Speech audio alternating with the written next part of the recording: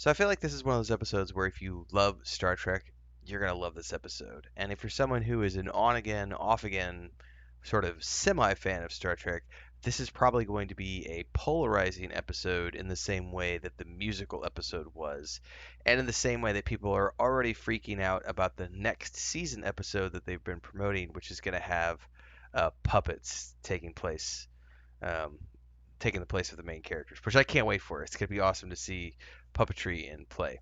But this is a good old holodeck episode, and without spoiling too much, this is basically going back to the first implementation of the holodeck in its beta testing phase. And like all good holodeck adventures, things go wrong. But there are so many, I would say, throwbacks to not just like the first season, like the original Star Trek, but also Star Trek Next Generation and even Deep Space Nine. There's a lot of homage paid to previous episodes of the various seasons of the different shows throughout this particular episode. So I haven't spoiled anything by saying that, but I am going to spoil the rest of the episode from here on out. So if you haven't yet watched episode 4 of season 3 of Star Trek Strange New Worlds, now's the time. I am going to take a sippy sip of my adult beverage to give you a chance to do so. T is for Star Trek. Well, tequila was Star Trek specifically. So, um, this episode is very literally about the testing of the first iteration of a holodeck in a real environment on an active ship.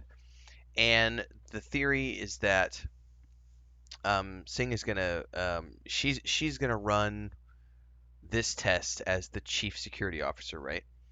And when she goes to start the the the simulation, she tells the system that she wants it to create this adventure set in these series of, I believe she said, 1960s adventure novel, like mystery novels. And man, oh man, did this bring me back to Picard going in and playing like detective, because that's what literally she is. She is the female detective at the heart of what turns out to be a murder mystery. And I was just flashing back to Next Generation stuff, and boy oh boy did this episode make me want to go back and rewatch the Next Generation in a way I haven't felt the pull to watch the Next Generation in a long time.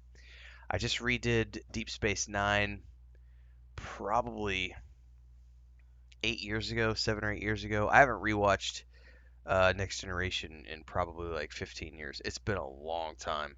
Um, but this episode, literally, her playing the detective just made me want to go back and rewatch it. It's the nostalgia pool. Um, this is a great episode, and I gotta give credit to the entire cast here for playing entirely different characters, showcasing their talents as actors. And Anson Mount shows once again why he is the leading man of this show, because he plays a secondary character here, but he is also a secondary character who is always acting as though he is the main character. And because of that, if you pay attention to his secondary character, in the background of all of these scenes, he is like hamming it up. They gave him like a fake pot belly and like fake teeth, and he's like drunk the whole time. And it's just phenomenal job from all of the cast members here as they play these fictional versions of themselves in this murder mystery on the holodeck. Um, Essentially, what it boils down to is our security officer finding out that the parameters she sets at the beginning of the sequence are all about, hey, computer, give me a challenge that is worthy of me.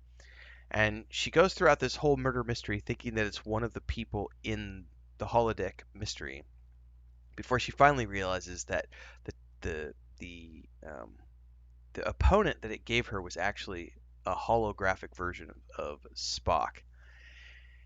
And I knew what was going to happen at the end of this episode when I saw what was happening at the beginning of this episode, because we see, before they go into the holodeck, she goes up to meet with Spock and asks her to help her. She asks Spock to help her um, with the experiment, and he's replaced his morning calisthenics routine with dancing, and she joins him to dance. She's feeling they get a little close, and the bookmark of this episode is, of course, they go dance and they kiss, and then it fades to black, and you're like, oh man, Spock, getting around, son, filling the void from Nurse Chapel. Um, in between all of this, of course, is a subplot with Scotty himself dealing with the the issues that are plaguing the ship while while she is inside um, the holodeck, and this makes it to where she can't get out of the holodeck. So everything that's happening to them in the holodeck is real. They could die, they can get hurt.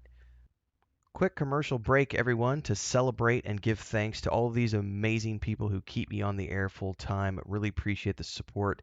All you got to do is join as a member. You get access to private videos. You can also do super thanks on any upload or super chats and stickers on any live stream or premiere you see. And beyond that, don't forget we're multi-streaming over on Twitch now, so you can support over there as well. Thanks so much to everybody. Let's get back to the video at hand.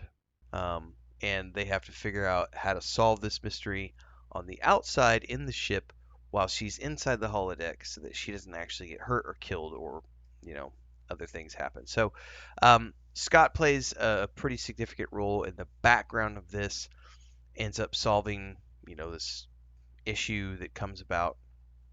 Everybody sorts of pitches in, but he does get a reprimand for going solo on the fix from number one.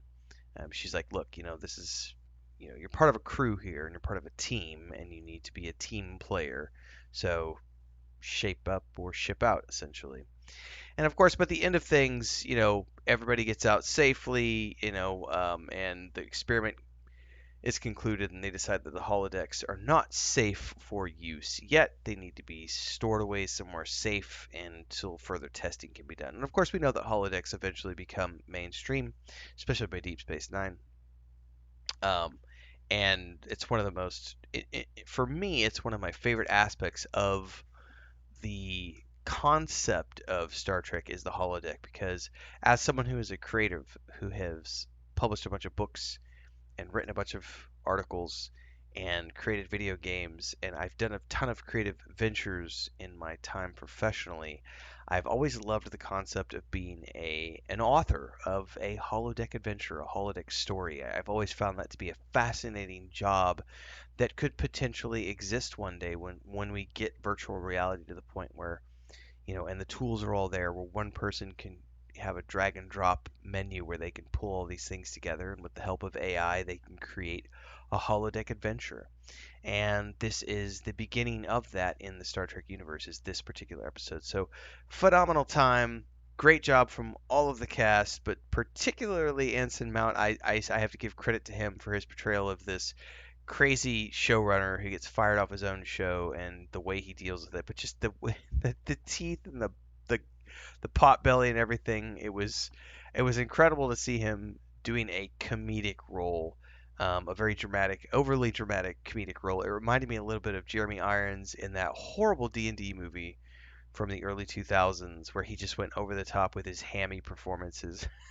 Mount totally did that here.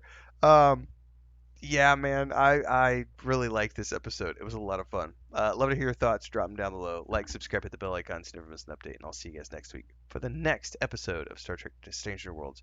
Tomorrow, I've got Foundation, episode 4 of season 3 as well. And of course, daily streams at 4:30 or 5 a.m. in between there on Twitch and YouTube. So we'll see you guys in the next one.